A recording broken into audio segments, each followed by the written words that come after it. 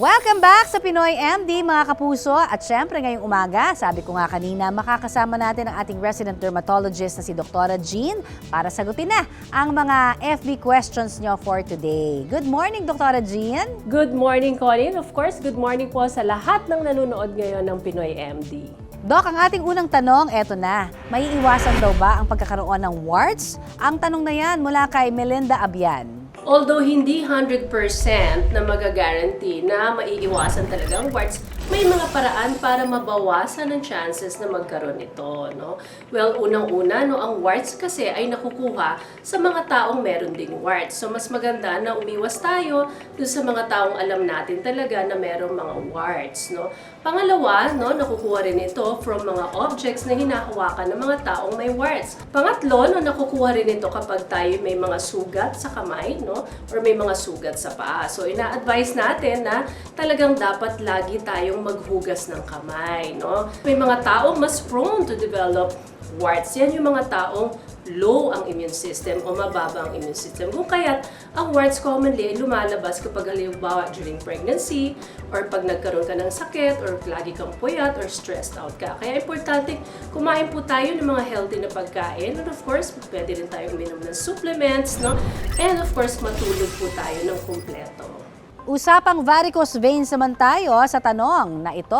Ano raw ba ang dapat nating gawin dyan? Yung sa mga may varicose veins. Ipinadala po yan ni Shanella Maglapit Aquiliska.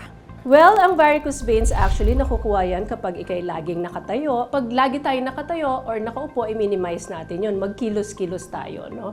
Huwag laging matagal na nakatayo, nakaupo. No? Pangalawa, no? Nakukuha rin ito kapag halimbawa, masyado tayo nagigain ng weight, no? Tumataba, no? Maaari rin tayong prone to develop ng varicose veins, so mag-lose tayo ng weight, no? And of course, kapag tumatanda, no, maaari rin or it could be genetic. And for that, no, meron din naman tayong mga treatments, no, na maaaring gawin. No? Napakadami actually, no.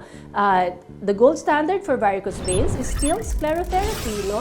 Yan ay yung nag-i-inject tayo ng sclerosing solution para pasarahin itong mga varicose veins na ito. And of course, kapag sobrang laki na, and of course gusto mong mas mabilis ang treatment, no, may mga tinatawag na endovenous lasers or endovenous radiofrequencies, no, na maaaring magsara nito malalaking ugat. And of course, pwede rin ito makuha because of hormonal issues, no? Halimbawa, kapag ikay nag-oral contraceptive pills, kung talagang hindi mo na kailangan mag-oral contraceptive pills, baka pwede mo na rin itong ihinto. So, importante talaga na makita ka talaga ng dermatologist para mabigyan ka ng tamang lunas. Eto na ang ating next question, Doktora. Kapag daw ba naglagay ng aloe vera sa anit, ilang beses daw ba dapat bago mag-shampoo? Mula yan kay Dottie Da Silva. Ang paglalagay ng aloe vera shampoo, for whatever reason, no, maaari kasing naglalagay ka niyan dahil sa you want some hair growth, no?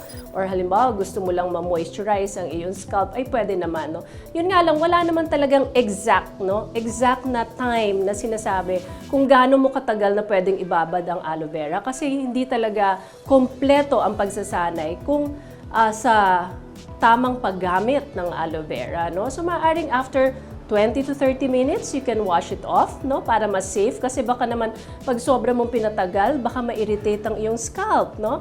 And of course, kung mag-shampoo ka, you can still shampoo naman twice a day or as needed kapag sobrang dumi na talaga ng iyong scalp, no? So, tandaan mo lang na yung paggamit ng aloe vera, ingatan mo rin lamang, no? Kasi alamin muna natin bakit nga ba gumagamit ikaw ng aloe vera, no? Baka meron kang mga sugat or may mga seborrheic dermatitis kaya mo ginagamit yan, baka lalo kang ma-irritate, no? So, mas maganda talaga for whatever reason you're using the aloe vera, magpatingin ka talaga muna sa isang doktor o bihasa, no? And lastly, Doktora, ano raw kaya ang pinakamabisang gamot sa kulugo na nasa maselang parte ng isang lalaki?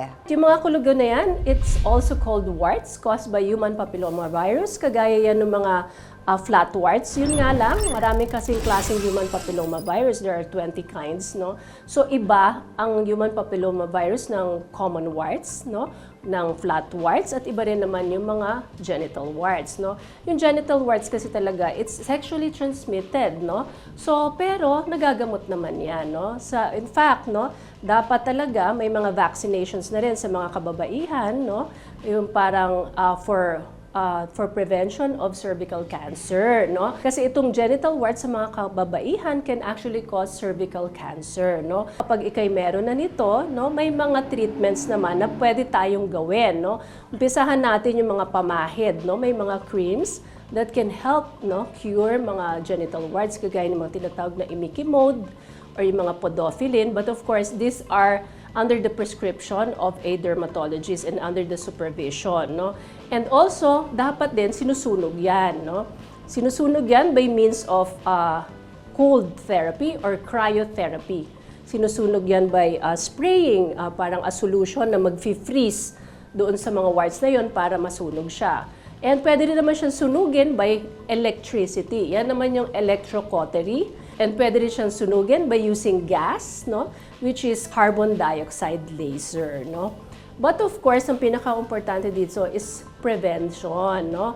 So kailangan you should protect yourself, no, during sexual intercourse. No, pwede kang gumamit ng mga condom, no? Or of course, you have to choose, no, your partner, and of course, be monogamous, no? As much as possible, no? So yun lang. There you have it, mga kapuso, at maraming salamat syempre kay Dr. Jean sa pagsagot ng ating mga FB questions for today. At syempre, ang aming paalala, patuloy lang ho na ipadala ninyo sa amin dito sa Pinoy MD sa aming Facebook page ang inyong mga katanungan.